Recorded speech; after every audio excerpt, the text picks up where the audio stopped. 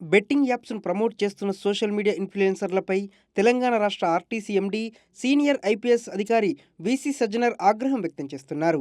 డబ్బులకు కక్కుర్తిపడి social media ఇన్‌ఫ్లుయెన్సర్‌లు promote చేస్తున్న బెట్టింగ్ యాప్స్ కారణంగా అమాయకులు బలి అవుతున్నారని సజ్జనర్ పేర్కొన్నారు. ఇప్పటికే ఆయన ఎక్స్ వేదికగా చేసిన పోస్ట్ ఆధారంగా ఏపీకి చెందిన యూట్యూబర్ లోకల్ బాయ్ నానిని పోలీసులు అరెస్టు చేసిన విషయం తెలిసిందే. తాజాగా ప్రముఖ మోటో వ్లాగర్ భయ్యా సన్నీ యాదవ్ అలియాస్ భయ్యా సందీప్పై పోలీస్ కేసు నమోదైంది. తన సోషల్ మీడియా అకౌంట్ ద్వారా బెట్టింగ్ యాప్స్‌ను ప్రమోట్ చేస్తున్నారని సూర్యాపేట పోలీసులు కేసు నమోదు చేశారు.